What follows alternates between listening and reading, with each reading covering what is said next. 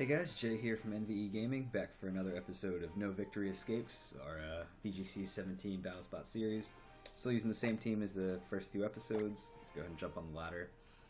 You'll see that we had one more game played than at the end of the last episode because I started to try and record this, and at the first turn of the first game, my internet crapped out and we DC'd, so I just kind of scrapped that and figured I'd start this video over again. So we lost a couple points from that, unfortunately. So we're down to 1654, so hopefully we can get some wins and make up the points we lost off that annoying DC. So yeah, this team's been going pretty well. It's definitely not perfect, and I've been working on building another team in-game. So hopefully soon I'll at least switch it up somewhat. Maybe not the full team, but a couple of the members. And try out some new stuff, but I've been enjoying this one so far. Now that I've played with it a lot, I feel pretty confident with kind of how it works and how to deal with certain matchups. But hopefully we can find an opponent. Is no one else playing Battlespot right now? That would be sad.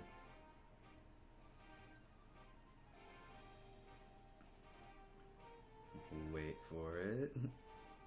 Wait for it. There we go, okay. 1546 rated opponent. Let's see what they've got. They've got a fairly normal looking team of Garchomp, Celesteela, Muck, Tapu Fini, Porygon2, and Arcanine. So immediately I want to bring Tapu Koko. Obviously it has to watch out for the Garchomp and the Muck, but it's good against everything else here. So I want to bring it, and I might just lead that. Kartana is okay here. It's nice against the Tapu Fini, but doesn't really do great against anything else, so I might leave that at home. Mudsdale is definitely worth bringing here against the Muck and the Arcanine and Porygon. So I'm tempted to lead my typical Koko Mudsdale lead. The things that does not do well against are Garchomp, and that's really it that it really struggles against. So I think I'm going to bring Tapu Fini to help me with the Garchomp, and then the Muck is still kind of a problem, as is potentially the Celesteela. So I'm going to bring Arcanine. So I have an extra. So I have some Intimidate support as well as another way to hit the Celesteela for super effective damage. Porygon also I can make a case for bringing here, but I don't think. Well, I think Arcanine is going to be more useful, so I'm going to lock in with these four. See how this one goes.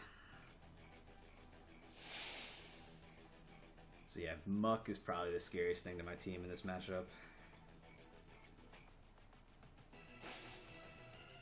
And Garchomp, I guess. That's always a little sketch. Alright, so we're going to lead with Koko Mudsdale, and let's see what our opponent brought. Muck, Tapu Fini. Alright, that's interesting. That is a good lead for my opponent. He's going to get the Misty Surge up, and he can threaten my Mudsdale with his Tapu Fini. So I think with Koko, I'm just going to go ahead and Volt Switch out of here. He could predict that and protect, which is a little scary, because that would leave me trapped in here. Wow, this is actually a tough combination for me to beat. So I'm definitely going to Volt Switch. The question is, into whom? I think I want to Volt Switch the Tapu Fini, but he could read that and protect the Fini and just Poison Jab Koko with his Muck. But if he does that, then I guaranteed gets this high horsepower off into Muck, so I think this is still an okay play. Okay, he doesn't protect either, so Koko gets out of here to relative safety. Wow, that does a lot. Thunderbolt might have just KO'd, so that is not a bulky Tapu Fini. So that's interesting. I want to bring in Arcanine to intimidate the Muck, but at the same time, that is not going to enjoy taking a Muddy Water. But Tapu Fini isn't going to enjoy taking a Poison Jab, so this is kind of, it could go either way. I think I will bring in Fini here, though. Yeah. And hope to see a Water move. Okay, Scald. That can't burn, which is nice. Does do a lot, though.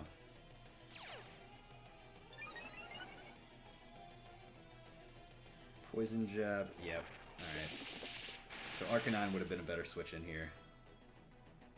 As long as this high horsepower kills, I think we're still in decent shape.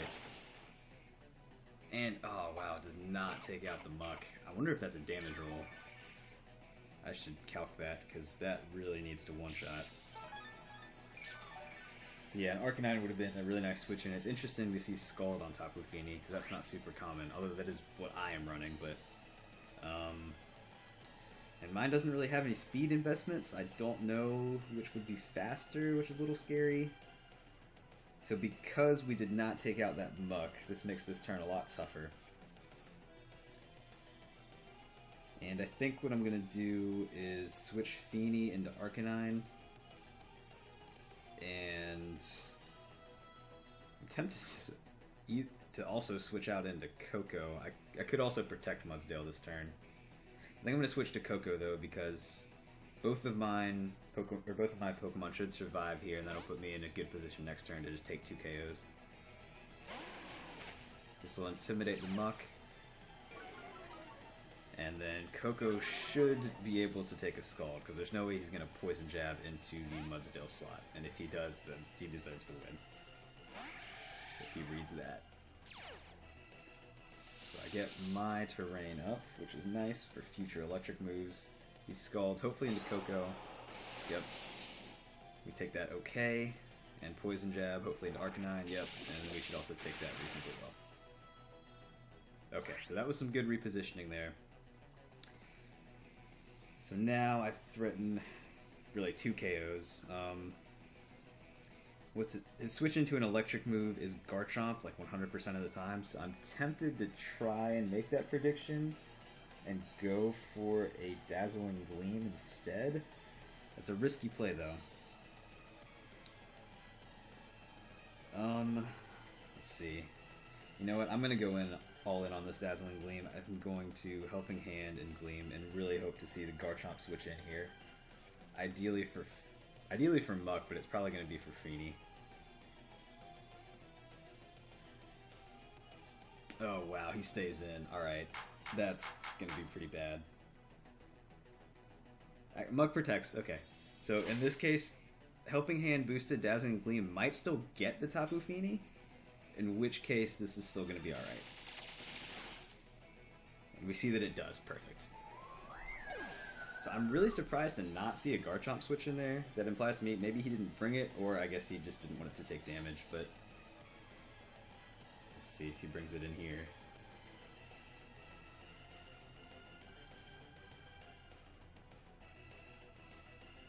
Now that he's seen the Helping Hand Dazzling Gleam, it's going to scare him off from bringing Garchomp in, I'm sure. Okay, yep, there's Arcanine. So I definitely need to get Koko out of here since I'm locked into Dazzling Gleam, which is kind of not great against the 2 out on the field. So I'm definitely going to switch out Koko, and the question is what I want to do with Arcanine. If I want to stay in and either Flamethrower the Muck for some damage or Snarl to try and reduce the Arcanine's damage output, but it might be physical, in which case that'd be kind of pointless. That being said, Arcanine isn't a pretty... I don't think it can be taken out this turn. So I think this is a safe Flamethrower into Muck. And then switch out into... probably Mudsdale.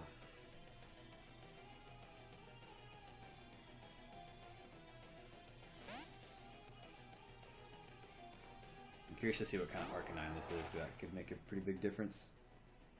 Looks like that's Z move Arcanine. Probably going into the Koko slot, so I think Mudsdale's going to go down here. Which is a little scary, because that was my best option against the Muck. Yeah. I don't think Tapu Fini would have survived this either, though, so... It's... could have gone either way. And hopefully this is a 2-shot on the Muck from the health it has left. The berry's gone. Looks like it's going to be close. Yeah, I'm not sure if one more Flamethrower is going to take it out. There's a good chance it will, but that might even be a damage roll. So now, I kind of want to bring in Tapu Fini. So I can Scald the Arcanine, but that might be an offensive Arcanine with Wild Charge, in which case that would be a questionable play. You know what, I'm still going to do it, and I'm going to protect Tapu Fini this next turn. Because I don't think his Arcanine can do a whole lot to my Arcanine.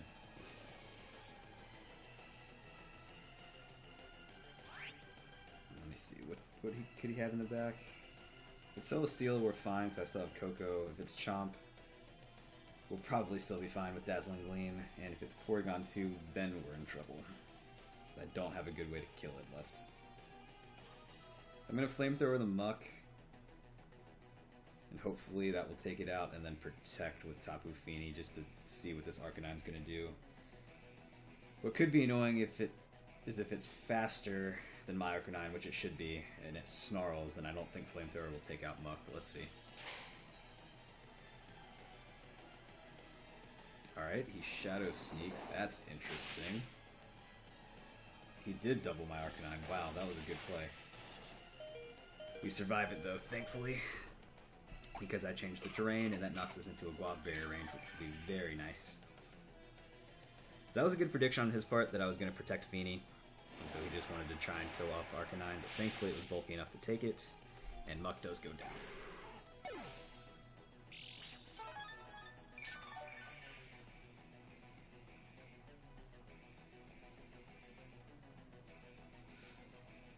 So smart play by my opponent, but I just was, well, I'm glad that my Arcanine was bulky enough to deal with it. Hopefully this is an attack boost. Yes, good. And now I can start Snarling. And there's really no reason not to. And I feel like Arcanine is going to protect while Porygon goes for possibly like a Thunderbolt onto my Tapu Fini. That being said, I think it's still worth it to just Scald the Arcanine, because I don't think one Thunderbolt will even take Fini out, since Porygon2 did not get the special attack boost. So yeah, I think I'm just going to go for that. And even though I don't have a good way to hit Porygon, if I can just Snarl it down... Wow, it has Protect. That's interesting, but also fine here. Let's see if that kills. Ooh, that's a little sketch, actually.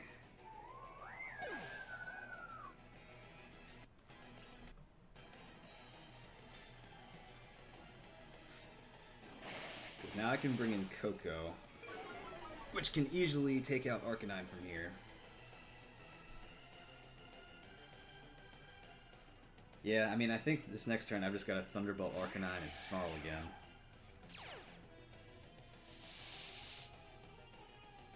Because this is a pretty obvious Protect from his Arcanine, and then, like, just have Porygon2 attack into my Tapu Koko. But I don't know that, I don't think I can risk that. So, yeah, I'm just going to go for the Snarl, and even if he does that, Porygon2 will be -1 special attack, so Koko should take it okay. So I think this is my safest play here. So ideally his Arcanine does not protect. Actually, there's a good chance it E-speeds though, because it's a physical attacker. And I can't block that.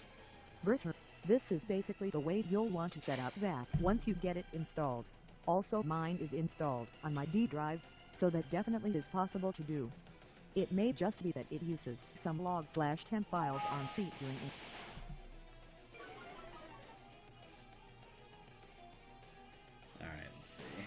Protected Arcanine and does go for the Ice Beam like I was a little worried about.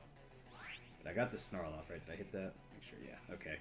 So the problem is, I'm worried I might be in E-Speed range now, which was the risky part of that play. But I can't protect here, unfortunately, so I think I still have to just Thunderbolt Arcanine and Snarl again. And as long as I survive the E-Speed, I think we're going to win. If I don't, though, this is going to be uncomfortably close. See. We do survive that, so Arcanine's gonna go down here to a Specs T-Bolt, no problem. And after another Snarl, I'm really hoping Koko survives this Ice Beam. Let's see. We don't survive. Alright, so this is gonna take a while. Because I'm just going to keep snarling this Porygon2, but I don't have a good way to damage it apart from Flamethrower, and he presumably has Recover, so he might win this in the long run, unfortunately. Also, if he gets a crit, that'd be bad, because now he's just going to start T-bolting in the electric terrain. Yep, let's see how much this does. He's -3. Oh, and he gets the Paralysis. How many turns of electric terrain are left? There's 2. Alright. I think, unfortunately, we're going to lose this in the long run, because I can't recover anymore. My berry's already been used. And I'm just not going to be able to do enough. I guess I need to start going for Flamethrowers. I should have done that last turn, actually. This is the last turn of electric terrain. 44. That was a crit. Yep, that ends it for sure. Alright, well, that wasn't... I guess the main mistake there was losing Mudsdale too early. We needed that for the end game against the Porygon2. For sure. Alright, well that was a good learning experience battle. So yeah, I should have preserved the Mudsdale a little better there. And then at the end I should have made that prediction of Arcanine protecting and just doubled into Porygon2. And I think that would have given me a chance of having... Because it looked like a not very bulky Porygon2, so... Especially since it had Protect, I think it might have been more offensive. So if I had doubled the Porygon2 on that turn, I predicted Arcanine to Protect. I think the combination of Thunderbolts and the minus special attack drop from Snarl would have put me in a position to win that endgame. So that would have been the play. Alright, anyway, thanks for watching, guys. I think since that was a longer battle, that'll be the end of this episode, and I will see you next time for more.